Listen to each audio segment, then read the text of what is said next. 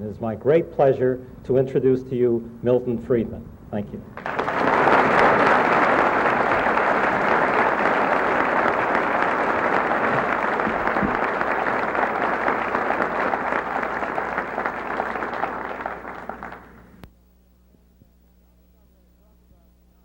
The topic I'm going to talk about tonight, I had thought it was announced. If not, it'll come as a surprise to you, but I hope not as an unpleasant surprise, is the topic of money and inflation. It's not a topic I think there's anybody in this room who is uninterested in, at least the inflation half of it. Most of you are also very interested in the money half, but from a different point of view. Whenever I talk about inflation, I am reminded of a wonderful story about the man who decided to take advantage of the growing science of cryogenics. That's the science of freezing people up so that they can be in deep freeze for a time and then restored to life. And he got himself put into the deep freeze for a 20-year period. And of course, before he went into the deep freeze, he left all his securities and his worldly belongings at his brokers with instructions to do the best he could for him. And 20 years later, after the deep freeze had worked, he was unthawed and came out of the deep freeze. And of course, the first thing he did was to run to the telephone to call his broker. And his broker said to him, "Well, you know, you're a millionaire many times over." "Oh, really?" said the man. "What happened to this stock?"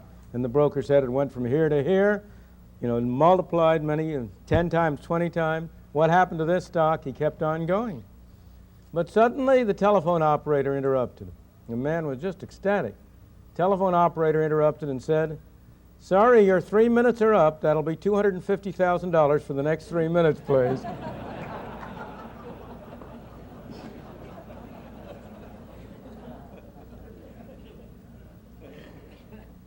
That's real inflation. That's at the moment a story, but it's not a story which does not have some examples in history.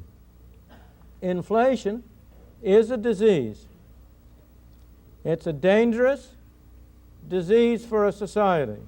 It is sometimes a fatal disease for a society.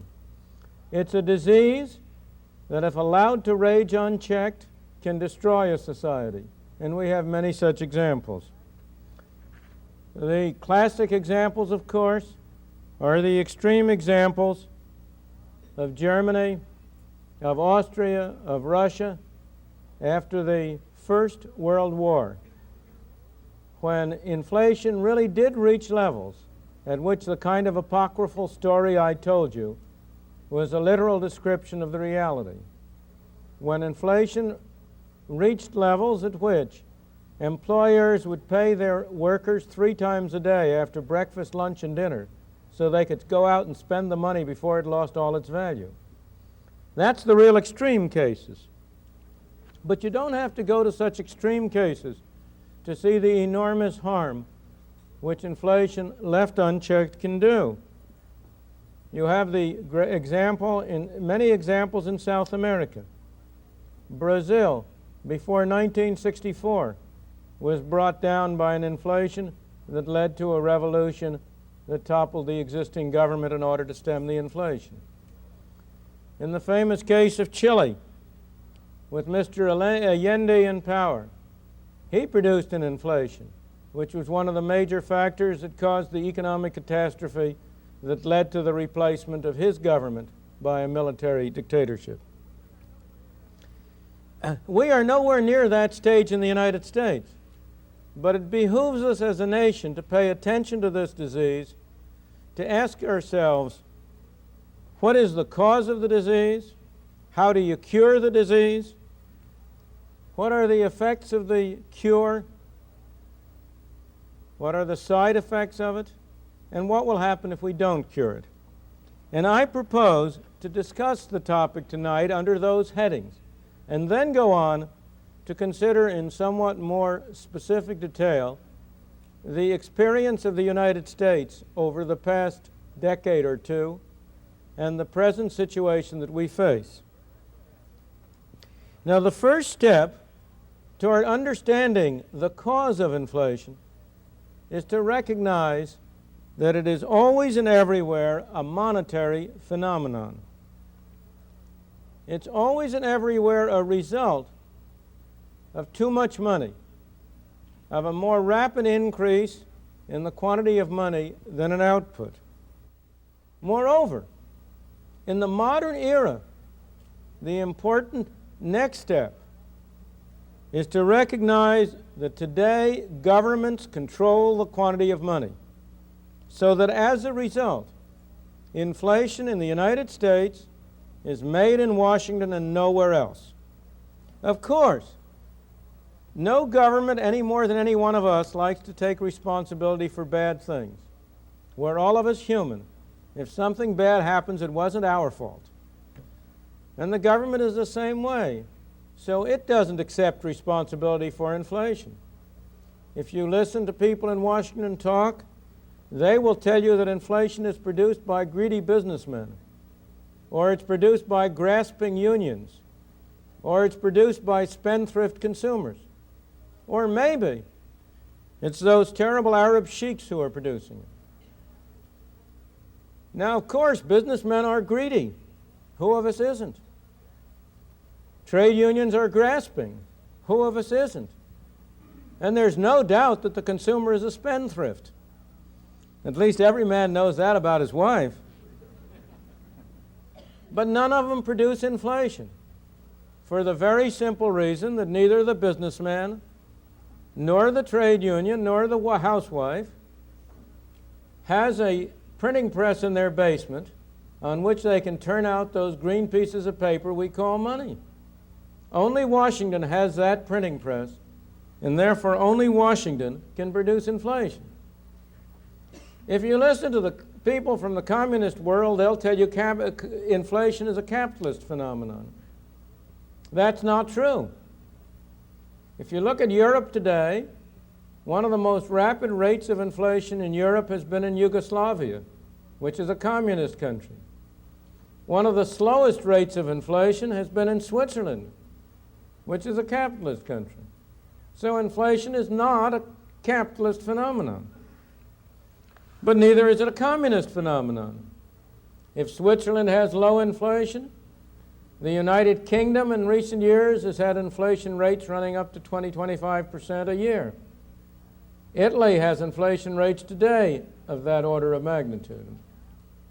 Inflation is not a capitalist phenomenon, it's not a communist phenomenon, it's a printing press phenomenon.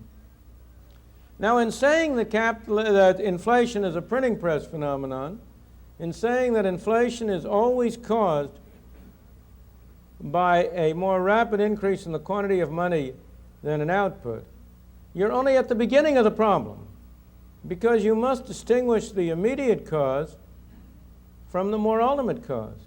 You must ask, why is it that the quantity of money increases too rapidly? But before I go on to that question, I just want to settle for once and for all the point that inflation is a monetary phenomenon. That proposition has been documented over and over again. We have evidence for the United States for over 100 years, for Great Britain for 200 years, for Sweden for 200 years. There has never in history been an inflation that was not accompanied by an extremely rapid increase in the quantity of money. There has never in history been an extremely rapid increase in the quantity of money without an inflation. But in order to persuade you of this quickly and with a minimum waste of time, I have brought a few pictures along to show you that will graphically illustrate the proposition about the relation between money and inflation. And I'd like to, if we can start with the first of those slides now. Maybe you can make out that there are two lines on that chart. That chart is for the United States, and it covers the 13 years from 1964 through 1976. And one of those charts, the solid line, is the quantity of money per unit of output. And the other line, which is a dashed line, is the consumer price index. Those two lines cross at 1970 because that's the way they're constructed. Both of those series were expressed on 1970 as a base of 100 in order to try to get the two series in the same scale. But there is nothing whatsoever in the arithmetic of it to make those two curves the same elsewhere. And I may say that the quantity of money that's plotted there is a quantity of money for a year ending 6 months before the price index. So that you are not, there's nothing funny about that. And you can see that the two lines are almost indistinguishable. Now, I've got a segment of 13 years up there, but if I had a segment of 100 years, the relationship would be the same way throughout the whole of that period. But you may say that's only for the United States. But what about other countries? And so let's have the next slide. The next slide is for Germany for the same period. And again, you will see the same story. Now, the interesting thing here is that you can see that the quantity of money for a while in the later in the 70s was running ahead of the price index, but now they're coming back together again. And that's a behavior you very often observe. The quantity of money per unit of output is a major factor that from the immediate sense determines the price index, but it doesn't operate instantaneously. Sometimes there are delays of a year or two, but sooner or later they all come back together. Well, the United States and Germany are very similar countries. What about another country? Let's have the third chart. And the third chart there is supposed to be for Japan. I can't read it. Is that what it says up there? That's for Japan.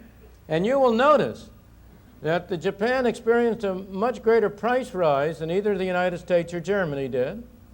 But Japan has now been coming back. It's done a remarkable job of controlling the quantity of money. And as a result, the rate of price inflation in Japan has come down from close to 30% a year to where today, in the period after this chart, it's back down to about 7%. But again, you have the same synchronism between the two charts. Now, the next chart, let's have the next chart, which is for Great Britain.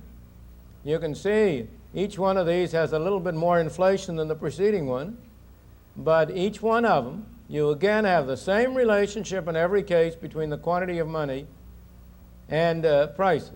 Now, one of the interesting things about that comparison between Japan and the United Kingdom is you will hear many people telling you that the real reason you have inflation is because of trade unions.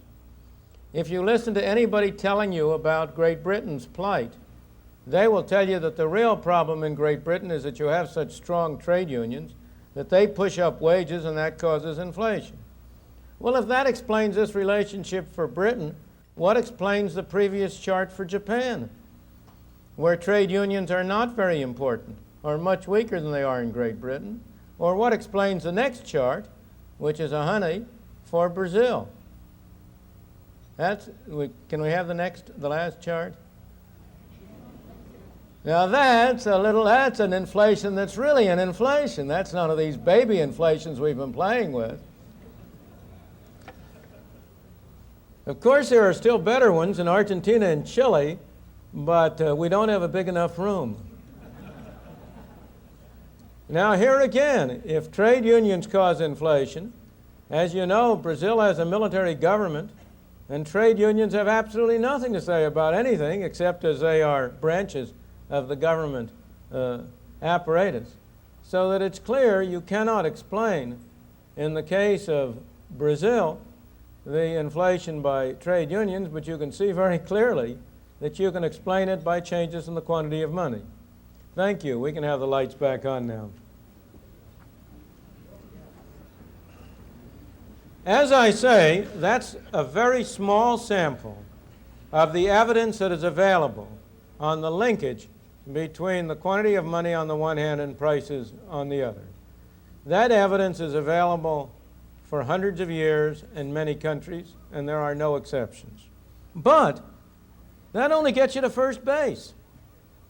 The question is, why is it that the quantity of money increases relative to output?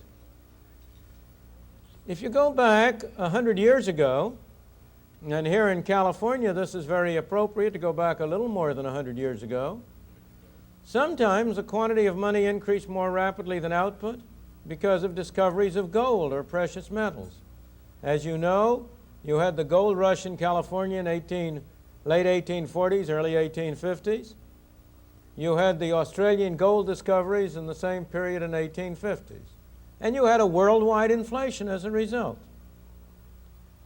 In the 1890s to 1913, you had a worldwide inflation because of the perfection of the cyanide process for extracting gold from low-grade ore, which produced an outpouring of gold from South Africa to supplement the gold strikes up in Alaska. But those were the good old days, before the days when governments discovered that it could escape from that relic of an earlier time, the discipline of gold, and that it had a much more scientific method of controlling the quantity of money by ending the link to gold and instead turning to government-dominated money.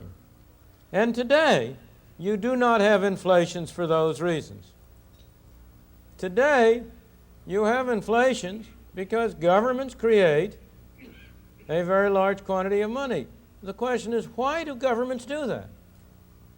And today, in the main, there are fundamentally three reasons, in my opinion, why we have experienced inflation and why it is a threat. The first, and by far the most important, is in order to pay for government spending. Now, of course, I say the government does this. That's wrong. The government doesn't do it. You do it. I do it. We, the citizen, do it. We tell the people in Washington, we tell our congressmen and our senators and our representatives, we want you to spend more money on us. But we don't want you to put any taxes on us. Oh, no. We don't want you to levy taxes. We want you to spend more, but we don't want you to tax more. There's no way you can do the one without the other. The real tax on the American people is what government spends. If the federal government spends $450 billion and only raises $400 billion in taxes, who do you suppose who pays that other $50 billion? Do you suppose the tooth fairy does? You pay it, and I pay it. And one of the ways we pay it is by the tax which we call inflation. Inflation is, from this point of view, a form of taxation. If government spends more than it takes in the form of things that are called taxes, it has to meet the difference, either by printing money or by borrowing from the public at large. Printing money is a very attractive device because inflation, from the point of view of a person sitting in Congress or in the Senate, is a wonderful tax. He doesn't have to vote for it. Have you ever known of a congressman who got up and said, I vote to impose a tax in the form of inflation of 10% next year? No, sirree. Inflation is a tax which is imposed without representation and which nobody has to vote for.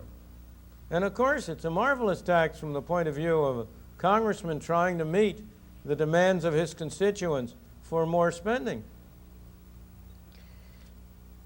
Inflation its taxation yields tax revenue in three different ways. It yields it directly. We think of these pieces of paper we carry in our pocket as money, but it would be just as accurate to think of those as receipts for the taxes you've paid. If you pay the government $100 directly in taxes, the government sends you back a receipt you paid us $100 in taxes. Well, now the beauty of printing money is that the receipt is right straight with the payment of taxes. What you're getting there is not money, but tax receipts. And from the point of view of the government, those pieces of paper, and I'm exaggerating, of course, they're not really pieces of paper, that's only the primitive way of doing it. In our modern age, we do it in a more sophisticated way through using a bookkeeper's pen or a computer instead of having to turn the printing press. It's in the form called deposits, one of the most misleading terms in the human language. When I think of a deposit, I think I put something there and there it is. But you know, when you go into a bank and deposit money, the people behind the counter run as fast as they can to another part of the bank to pay it out over another counter in the form of loans. It's not deposited there. And similarly, when the government sends a check, it may, in effect, be doing the equivalent of printing paper money. I won't go into the details of that process. You will get the right answer if you think of it strictly as printing paper money. So when the government gets revenue from inflation directly in the form of these pieces of paper, it can go out and spend without having gotten taxes from anybody. But it also gets revenue in two other ways. In the first place, with the kind of tax system we have, inflation raises other kinds of taxes without anybody having to vote for it.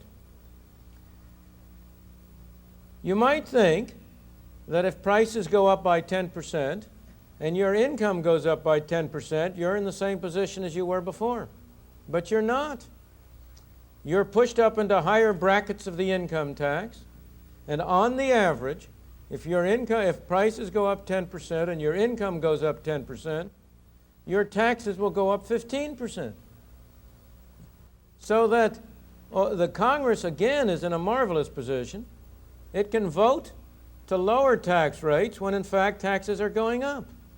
There's a lot of talk in the papers these days and the news these days about the president proposing a tax cut next year.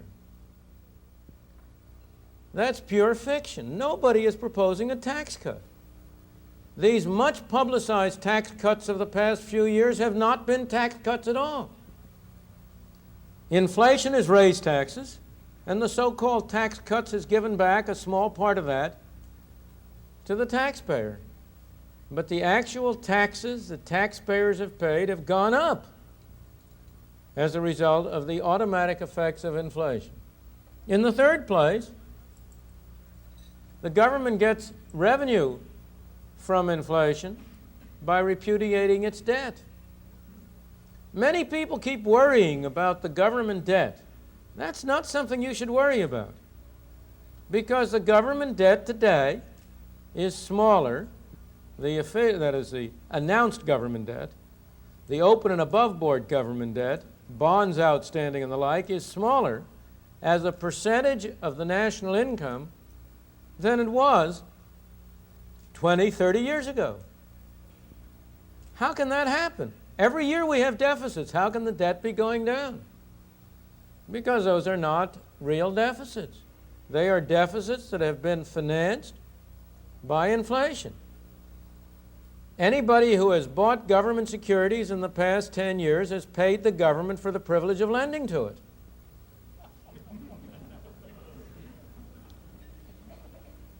Anybody who has bought a long-term government bond and then redeemed it has gotten back an amount of money which has less purchasing power, less ability to buy goods and services than the sum he initially paid for the bond. And to add insult to injury, he's had to pay taxes on what they call interest. And as a result, the debt has gone down in meaningful terms. So that inflation is a marvelous resource for a government in all three of these ways. That, as I think, has been the main reason throughout history, not only now, but going back for thousands of years. You know, you had a great inflation during the time of the Roman Empire, when Diocletian was emperor. He did it in a different way. He did it by taking nice, good, full-bodied silver coins and replacing the silver by an alloy that was worthless until there was less and less silver. until one of the history books talks about the ancient denarius, which used to be a full-bodied silver coin, finally having become, in Diocletian's era, little more than a copper coin with a wash of silver. Now, I happened to come across that quotation the same year in which the American Treasury was replacing our full-bodied silver coin by a copper coin with not even a wash of silver, only of nickel. History does repeat itself. So that's been always throughout history a major reason why you have had creation of money to finance government expenditures. But we've added another reason in these days, and that's allegedly to promote full employment. In the post-war world, after World War II, every country in the West has had a full employment policy, which means not that we've had full employment. On the contrary, as you know, we've been having increasing unemployment in recent years. But that every time, for quite a period, there was a threat of unemployment or unemployment started to rise, there was a strong tendency by government to say, we've got to do something about this. We have to print more money. We have to spend more money. We have to stimulate the economy.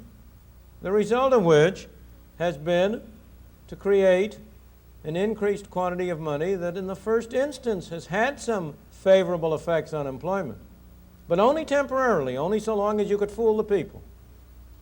And then, when people got on to what was going on, it came out in the form of inflation. In the United States, we've also had, and in most countries, a third, less important factor that has contributed to excessive increases in the quantity of money. And that has been mistaken policies by the central bank. Professor Segan referred to the mistake of the Federal Reserve Bank in the late 20s, early 30s.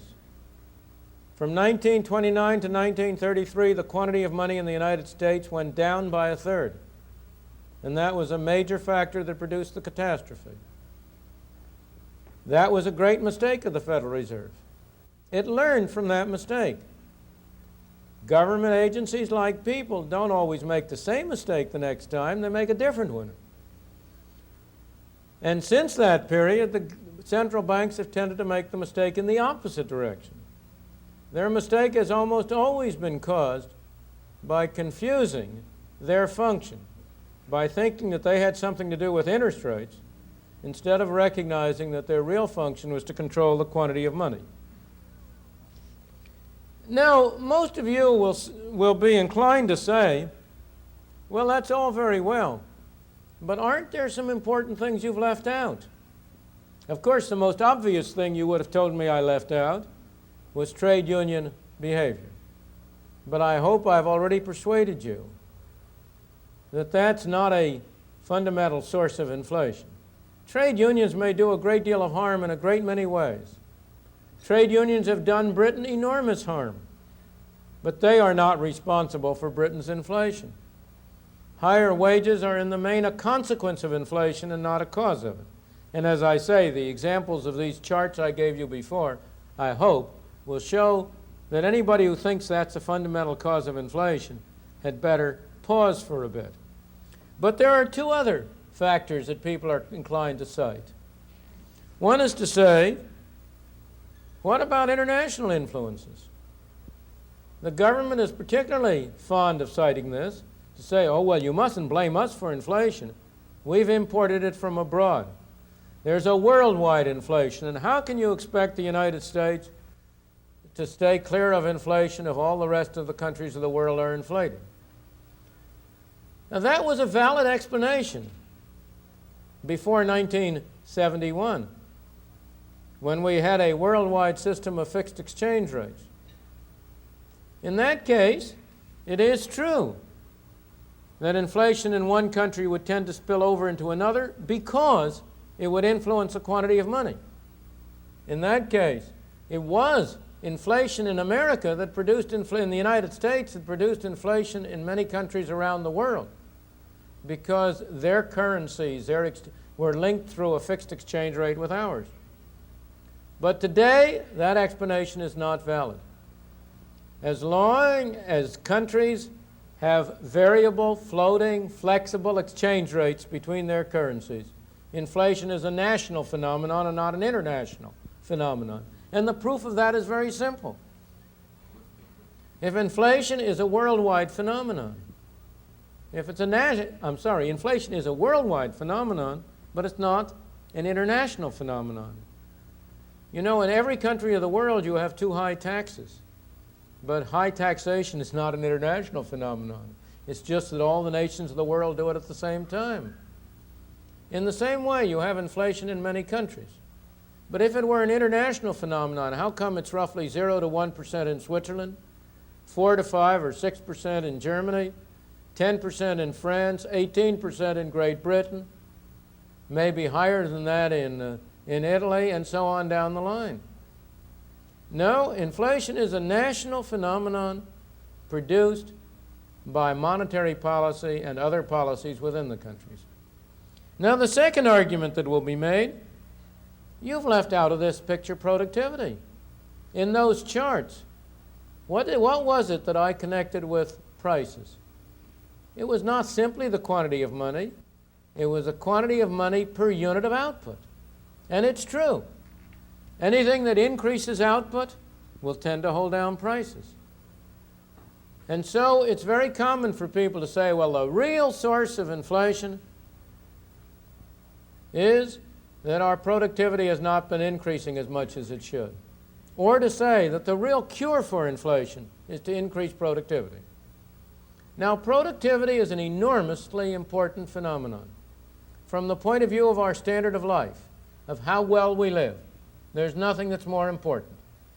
If we can get a rate of real growth of 3% instead of 2%, that will make a great difference over a period of time.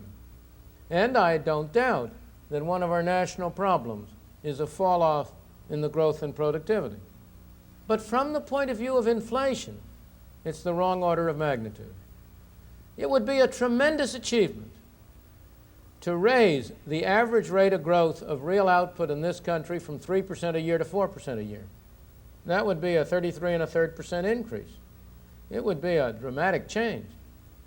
But it would reduce the rate of inflation by 1 percentage point a year. And from that point of view, the possible variations in the quantity of money are much greater than the variations in output and productivity. So from the point of view of inflation, productivity is very much of a bit actor on the stage. The lead, the hero or the villain, as you wish it, is not productivity, but what happens to the quantity of money. Now, so much for the cause of inflation. It's very easy to say what the cure is. There's no problem how to stop inflation. That's the easiest thing in the world to say. In order to stop inflation, you have to have the government spend less and print less. That's the only way you're going to stop inflation. That's the one and only cure. But you know, the real problem isn't to know how to cure inflation. The real problem is to have the political will to do so. If I may go back to my medical analogy, some years ago my physician told me about a young man who was a patient of his who had a debilitating disease, as a result of which his fingers were threatening to fall off, his toes were threatening to fall off. And my physician said, you know, that young man could be cured in no time. The only thing he has to do to be cured is to stop smoking. But I cannot in any way bring him to stop smoking. He refuses to do it. Now, the disease was curable in one sense, but it was not easy to do it. An analogy that in some ways is much closer to the problem of inflation. It's a very literal analogy, but also something of a medical analogy, is alcoholism. The thing about alcoholism is that when you go out on a toot, the good effects come first, and the bad effects only come the next morning when you have the hangover. Now that's exactly the way it is with inflation. When you start inflating, the good effects come first. After all, the government's printing money, everybody thinks he's richer, he's got all these pieces of paper. And initially it does have that effect. It makes business good, it expands output. It's only after a while, when it works its way through to inflation, that the bad effects come later, and you then have inflation.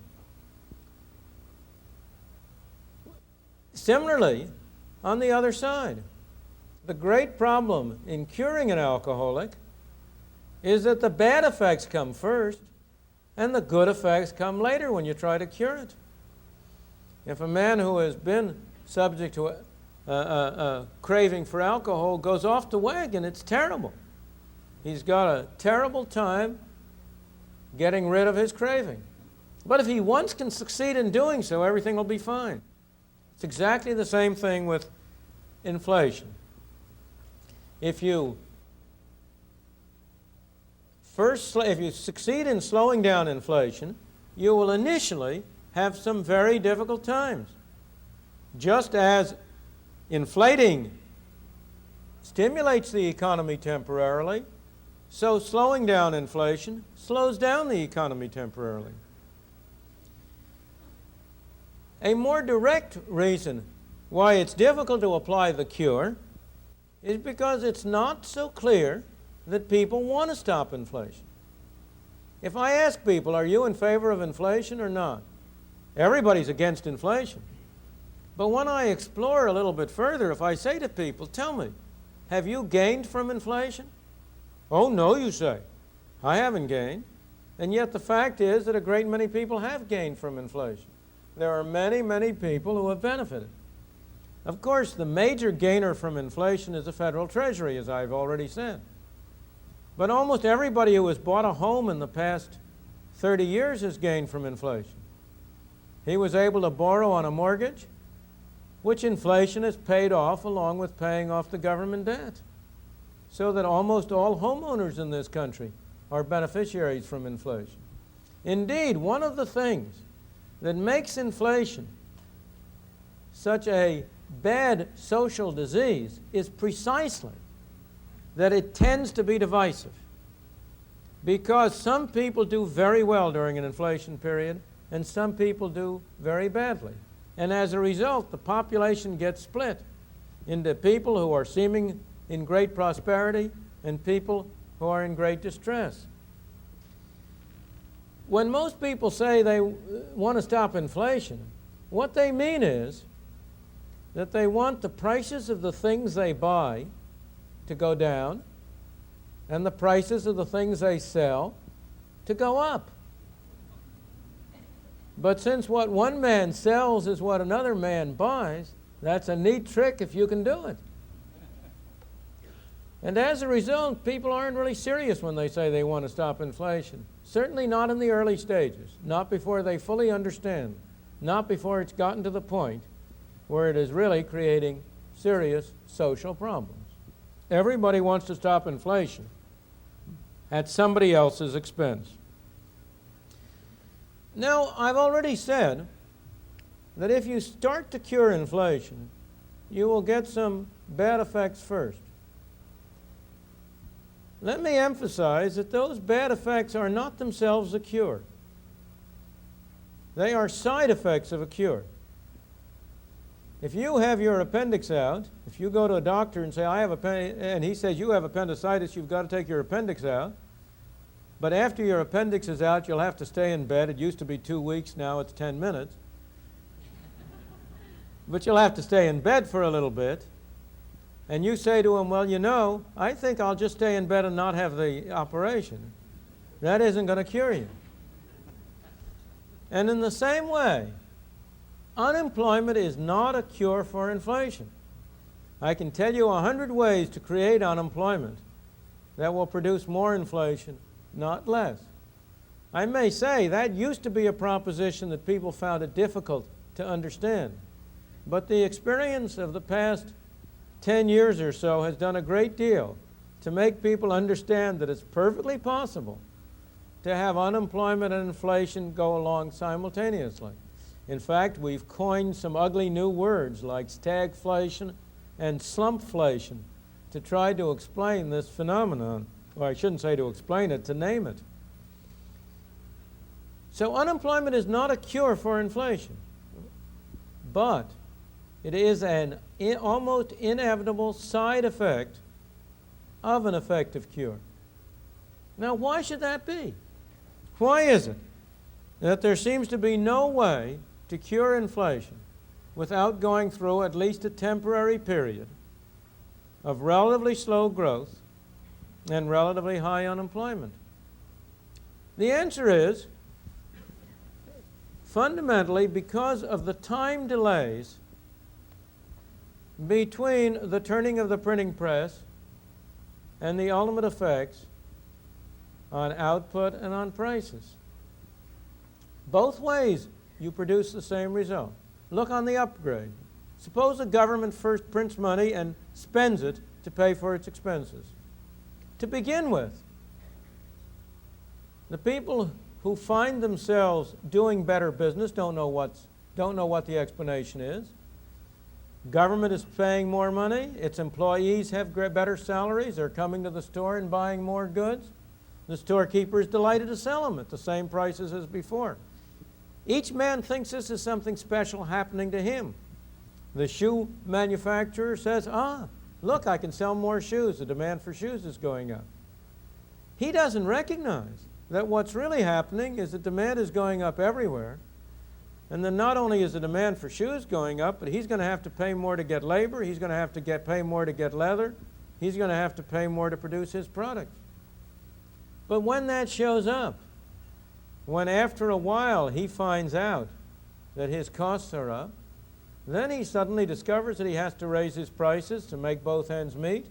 And that's why, on the average in the United States over the past 100 years, an increase in the quantity of money has taken about 5 or 6 months to affect people's spending. The first thing that happened is people just have bigger bank accounts. Then it takes them a little while to realize that, and they start spending it. And then it's another 12 to 18 months before that works through into prices. So on the average, over the past 100 years, and in Britain it's been for 200 years. I say 100 years because that's as far back as our data go in the United States. There's been about a 2-year interval between a more rapid increase in the quantity of money on the one hand and the inflationary effects of it on the other. But the same thing happens the other way. If the government slows down its spending, in the first instance, people simply experience that as slower demand for their products, and they tend to retrench. They tend to say, well, my inventories are going up, I better cut back production. It's only after a considerable interval that that's reflected in lower prices or in a slower rate of increase in prices and works its way through. So there is no way that I know to avoid the interim effect of slowing down inflation. In the long run, there is no relation between inflation and unemployment, on the average. Suppose a country gets accustomed to 10% inflation. That's perfectly livable. That's something people can get along with. What will happen? Everybody will know that it's going on. All wages will automatically tend to go up by 10% more a year than they otherwise would. All prices will tend to go up by 10% more. Instead of interest rates being 5%, they will be 15%. Everything will get adjusted to it.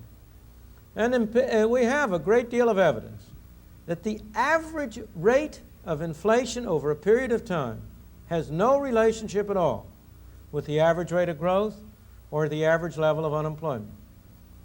The thing is that only surprises matter.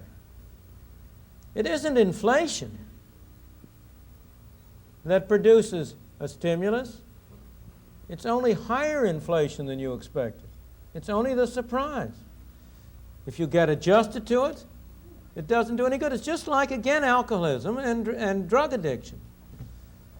When a fellow first gets started on drinking, all it takes is one drink to make him happy. But after his body gets adjusted to that, it takes a little more, and pretty soon he's taking a half a bottle. Similarly, with drugs, it takes bigger and bigger doses to have the same effect. And similarly with inflation. As a country gets accustomed to higher and higher rates of inflation, it needs a bigger dose to have any stimulating effect. So in the long run, there is no relation, but in the short run, there certainly is. There's no way to avoid these side effects, but those side effects can be minimized by trying to take the cure gradually instead of overnight. Here we are in this nation with a base rate of inflation at the moment somewhere around 7%. It would be a mistake to try to bring that down to zero next year. We ought to do it over a 3 or 4 year period to give people a chance to adjust.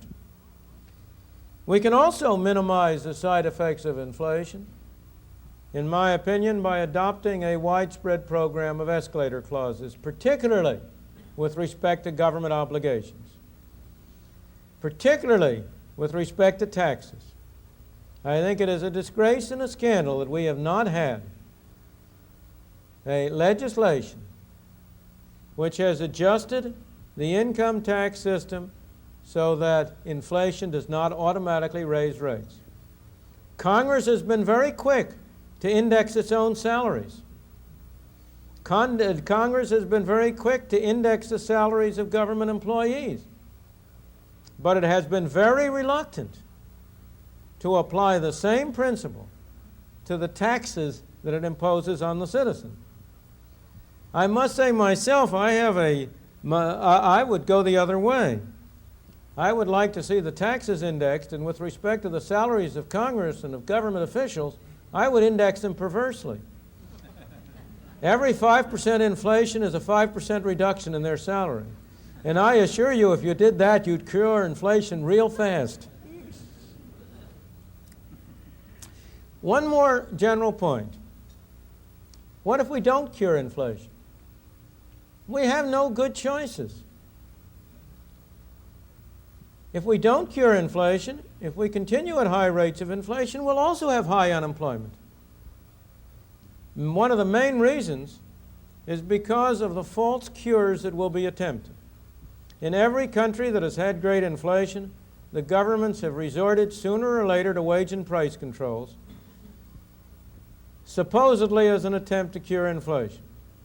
We did that in this country in 1971 with disastrous results. Wage and price controls are not a cure for inflation. In fact, wage and price controls, you will find, are imposed by governments that want to inflate but want to conceal it from the populace. Governments want to get a short-term benefit by pumping up the economy, but they want the populace to think they're doing something about inflation. So they announce with great fanfare that they're fixing prices and wages.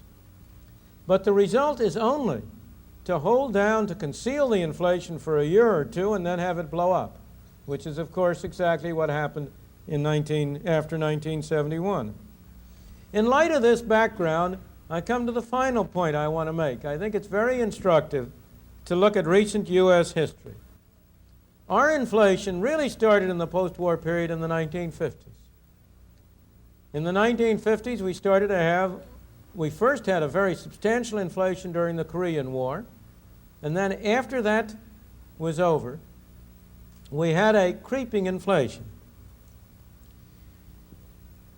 It was an accident that 1950s inflation didn't continue and grow from that point on. But we had a political accident.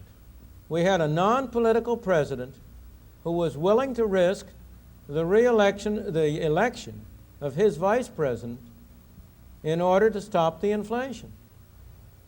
Mr. Eisenhower was willing to take the unpopular measures that stopped inflation, that put us back on a non-inflationary source, by approving measures that led to a series of recessions in 1958 and then in 1960, by holding down government spending, holding down government money creation, so that from an inflation rate, which at that time was regarded as terrible, of 3.5%, it was brought back to essentially zero.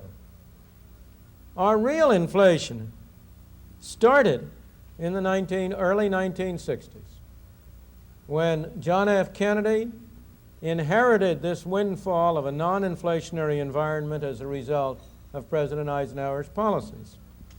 And from 1960 on, we have been on a roller coaster.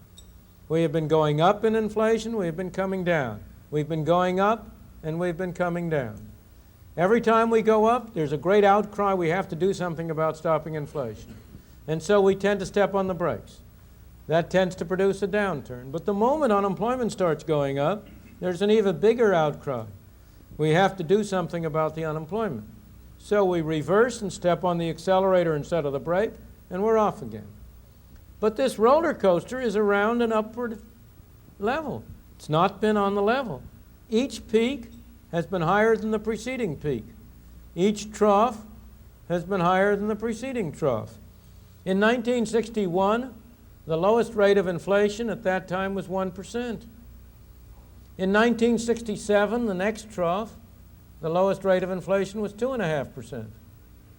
In 1971, before Mr. Nixon introduced price controls, in order to control what was then supposed to be the horrendous rate of inflation of 4.5%. In that period, the lowest rate was about 4%. In 1976, last year, when again we went through a recession to stop the inflation, the lowest rate was 6%. It was 5%, I'm sorry. So each bottom rate has been higher than the preceding one. Similarly, each top rate has been higher than the preceding. In 1966, we reached 4%. In 1969, we reached 6%. In 1974, we reached 12%.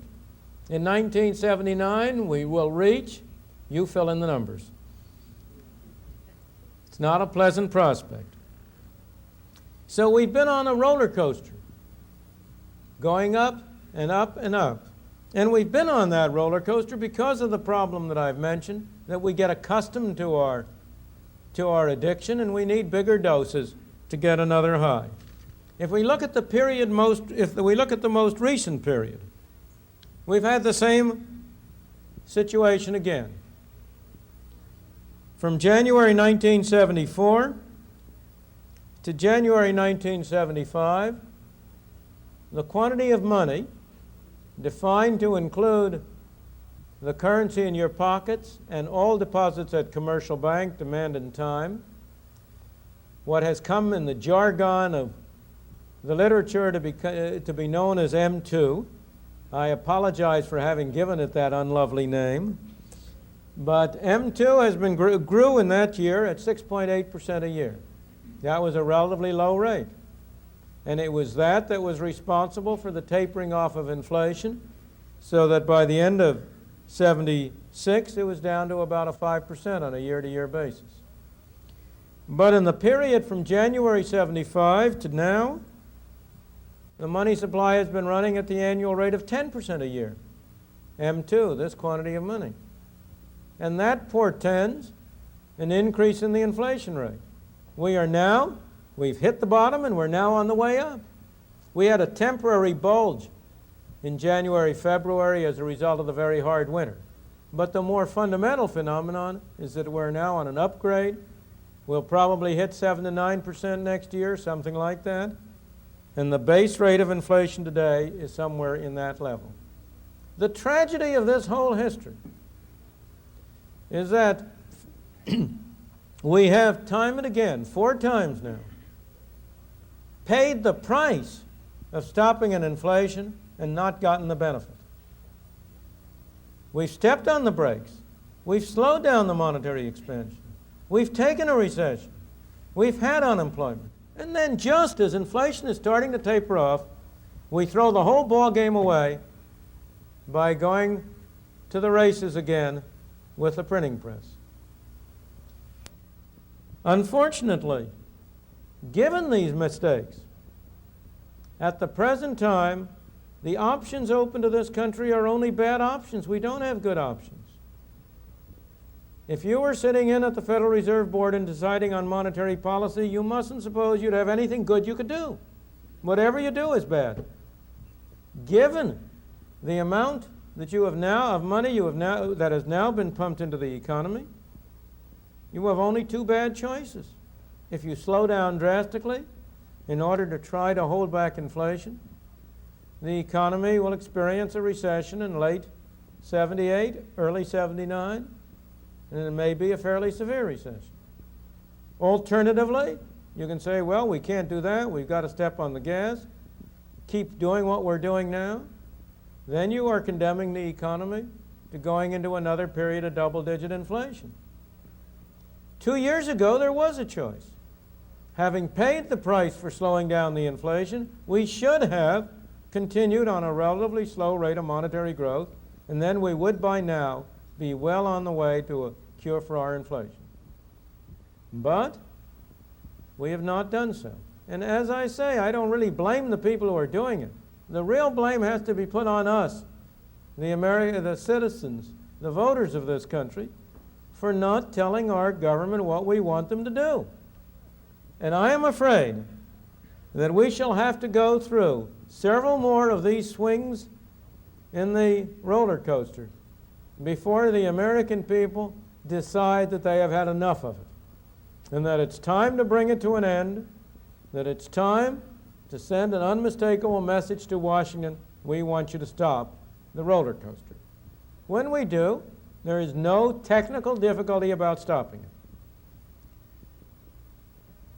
Let me emphasize, it will not be costless to stop it, but it will not be costless to continue what we're doing. If I may conclude with my medical analogy, if you're sick, it's very, very seldom that a doctor can give you a cure which will enable you to rise from your bed the next day, a whole person, completely unaffected by your illness. We have a disease called inflation. Fortunately, our basic constitution is strong. This is a strong, healthy country, although we've been doing our best to make it unhealthy. We've been doing our best to take measures that will reduce our productivity. But nonetheless, we're still a pretty strong, healthy country. And there's nothing basically wrong with us. But we have been suffering from a self-imposed disease of inflation. Sooner or later, I am sure we will get up the will to cure it. But we shall not cure it or continue it without paying a price either way. Thank you.